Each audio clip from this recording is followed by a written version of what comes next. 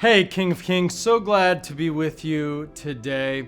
You know, I gotta say, there's this important fact that's called the power of one, and that's what I want to talk to today because it's so important for us to realize that even though the surroundings around us, when we talk about culture, may be chaotic, maybe not the way we want it, maybe all these things, the reality is our response is our control every single time. So once again, read with me together these words. I will influence the culture more than be influenced by the culture. Say that again. I will influence the culture more than be influenced by the culture. Let's dive into some of this. So we're in Daniel chapter 6 right now. There's a new king on the scene because actually the Babylonian Empire is gone and they actually don't come back. So now we have this, it's called the Medo-Persian Empire, and it's ruled by a guy named Darius. Now, Darius is an interesting name. Actually, in ancient documents here, we see that the name Darius is probably an honorific title. His name probably was Gubaru. So if you're looking for a name for your kid, I think Gubaru works for a girl or a boy. So that's maybe a new and unique one. Guaranteed no one else in school will have their name. So anyways, Darius is kind of the new king here, and it's that honorific title meaning holder of the scepter, meaning he is the king of the empire. You know, as we talked about this power of one, no one can make you do anything. I want you to imagine this here, really, right? So when I was hearing about this power of one concept, I heard about it through these guys named Gary Smalley. He's a small groups guru. And what Gary Smalley was saying in the power of one is he was saying that he told a story of this woman who came to the airport and she went to go get her ticket. And the agent said, "Oh, ma'am, I'm so sorry. Your flight has been delayed by 2 hours." Now, we all live in just a crazy airline time, and I am starting to get used to those texts that come to me saying, "Your flight's been delayed. Your flight's been canceled," right? We get them from our phone. I never like it. Now, this woman at the airline ticket counter, she just started having a meltdown, right? And we've kind of seen these. We kind of stand back and we watch and we think, oh my goodness, wow, what a meltdown. She's having a meltdown and she's yelling at the ticket agent.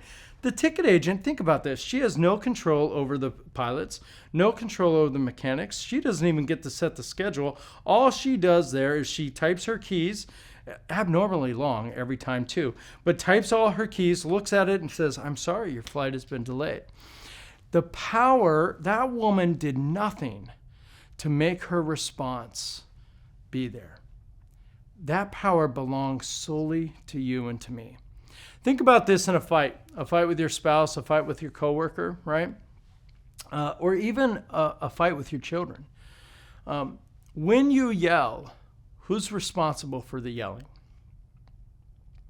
Not your spouse, not your coworker, not your kids.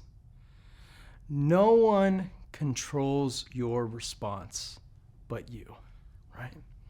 No one controls your response but you. It's so important for us to understand that. And I think a lot of times when we think about how we have had our lives transformed, right? We realize you're only responsible for the response of yourselves. And really, when this is the truth and we understand that releases our guilt for our kids and our grandkids. In this way, I hear so often parents and grandparents who will say to me, "Oh, I wish my kids would be in church. I wish my kids would love Jesus." I got to be honest, my greatest nightmare is that my children don't believe in Jesus. But I also know that their response to the gospel proclamation isn't my responsibility. It's theirs. Right? And when we think about that accountability that comes in, it's so important to see that accountability is not up to us. And when I can let go of that and just be faithful for what I'm faithful for, Just love to my wife, love to my spouse, love to my children, love to my neighbors and my coworkers and my friends, and I let go that I can't control their response, it releases from me a whole lot of stress. Now, accountability, that's something that's hard, right? I like what Shelby Martin said. Personal accountability requires mindfulness, acceptance, honesty, and courage. Wow. Personal accountability requires mindfulness. We got to think about things. Acceptance. We got to accept the world around us. We got to accept the actions. Honesty and courage. These are great values. By the way, the opposite of accountability, I believe, is victim mentality, right? So, just think about this. So here's the option. An accountable person will acknowledge the reality of things. Victim mentality will blame others. An accountable person will own things. Victim mentality will have personal excuses. Accountability will find solution. Victim mentality will say, let's just wait and hope it gets better. By the way, I think Daniel with Darius really finds himself taking on accountability and his ownership or power of one, right? So in Daniel chapter 6, verse 2, 3 administrators are over them. So when Daniel came into power, he just said, all the administrators, you're going to be over everyone. And one of them was Daniel. And the satraps, they were made accountable to them so that the king wouldn't suffer losses. Now in verse 3, now Daniel distinguishes himself way above the other administrators and the satraps with his own exceptional qualities that the king planned to set him over the whole kingdom. Here's what happens. The other satraps don't love it. They don't like the fact that now this Daniel, this outsider of them, is now going to be even over in charge of them. And do you know what they plan to do? They're going to launch their own coup d'etat, even before Brutus, right? And they're going to do that. And this is not uncommon. We see this all the time. You maybe have seen a coup that happens in your workplace, right? When people gather together to get rid of someone, or this is actually common sometimes in churches. You hear about coup d'etats, right? Marriages, where there's someone who just wants to horn in on a marriage. Friendships, right? One thing we've learned with our kids, like if we invite people over to hang out and play with our children, right? They're all their friends. Man, when there's only 3 of them, that never goes well. We always want 4 or more out there because otherwise the 2 get going and then that third one is always left to have a little bit of a coup to say, hey, let's do what I want to do, right? And here's the thing, the human heart has the ability to rationalize any and all sins. So in Daniel chapter 6, these 3 administrators, satraps, they come as a group, right? This is that kind of like, we've all been talking, people have been saying, we've all heard this, right? And they say, may King Darius live forever. The royal administrators, prefects, satraps, advisors, governors all agree that the king should issue an edict. First of all, this tells us Darius is not a strong leader. Because they're going to ask him to do something, and all they're doing is trying to get his favor. Hey, Darius, may you live forever. We've all agreed that you should issue an edict and enforce a decree. Anyone who prays to any god or human being during the next 30 days, except you, so you're going to be God, King Darius, will be thrown into the lion's den. So they grow as a group. They go as a group. Others are saying, right? Now, the high road owns your own thoughts. If I got an issue with someone, I'm going to come to them and say, hey, here's what I think. The low road says, me and a lot of people, we've been talking. Well, who are these people? Oh, I can't tell you who they are, but we've been talking. And here's what needs to happen.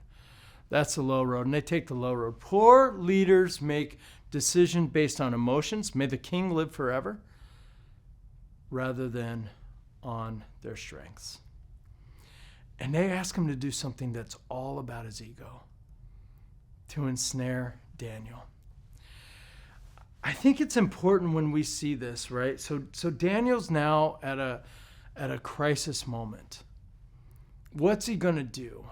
Well, we already know. We've watched what Daniel did with Nebuchadnezzar. We watched what Daniel did with King Bel. And now we're going to see what Daniel does with Darius.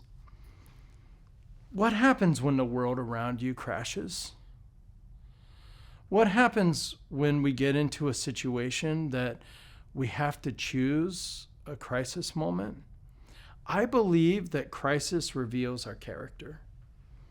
And I believe that God has transformed your character to be godly and righteous. And I believe that God does that. And there's 4 ways that I think is really important when we have these things where we have to look at it.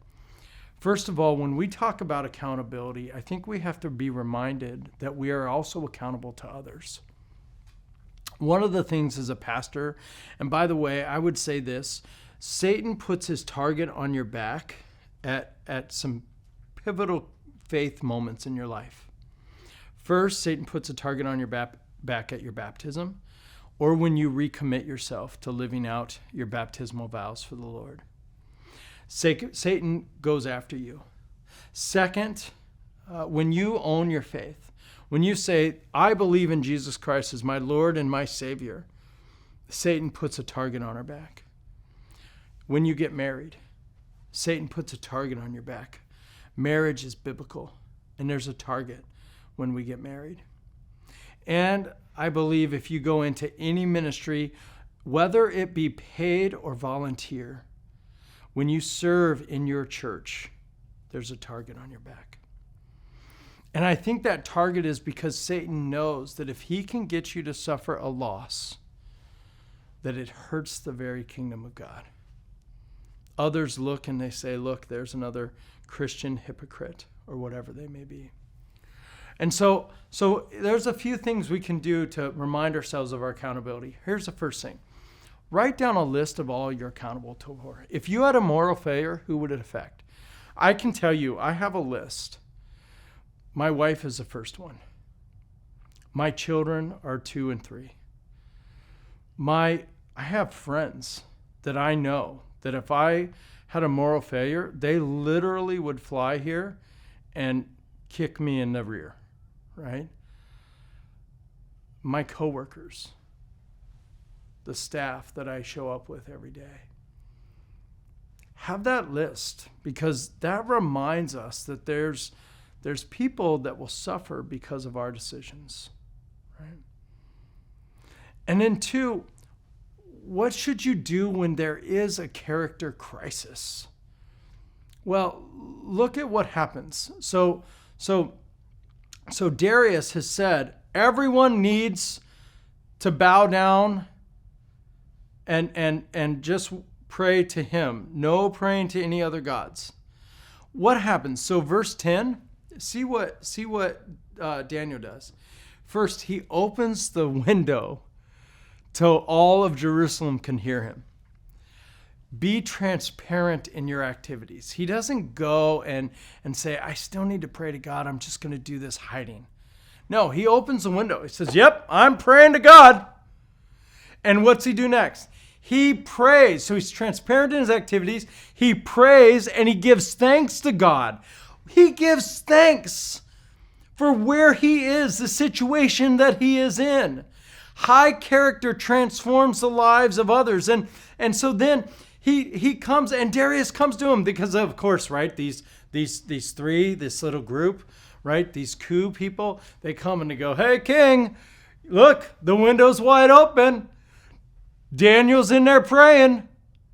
You have to. And then they actually tell the king he is bound to do what he said to do.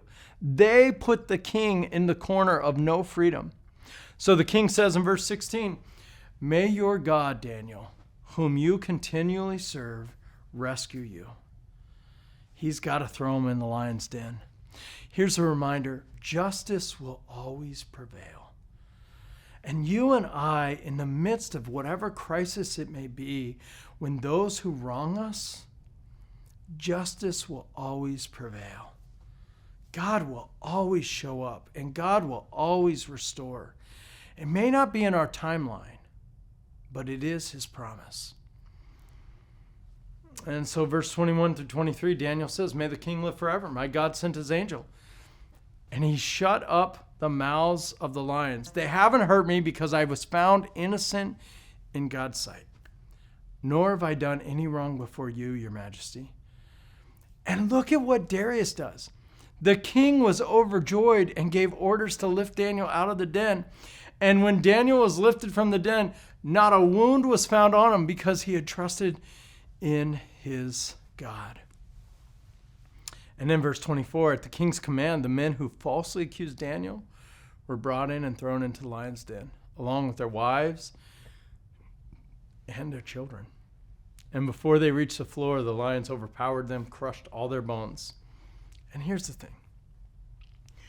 When we look at justice and we look at the wrongs that are done in all of the earth, the cross is always victorious. At that cross, we see victory over all of those who have brought injustice into the world. We see victory over every wrong that is now righted through the victorious, innocent cross of Jesus Christ.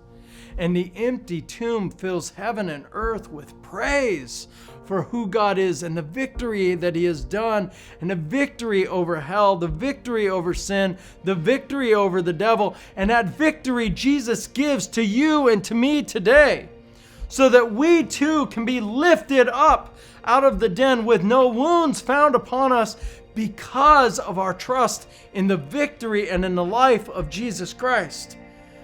And that's where we get to see, out of this Daniel den, we get to see a life that is greater than we can know. And what is the power you and I have? Our response. The ability to now lift out our response to the love and the life of Jesus that is within us. That's yours and mine. How do we respond to this good news as we live it out? And how do we respond to the things around us with trust in God to get us through anything that comes before us? So, dear friends, this has been a great time through the Daniel dilemma. A tremendous gathering and walking together with those who've gone before us, Daniel, and those who will go after us in proclaiming the good news of Jesus Christ. My prayer is that through this, you've seen what it is to trust in the Lord and to know his work and his power and his presence and his pursuit of you in every situation, everywhere, and every day for all of eternity. God bless you. God bless your week. Thanks so much.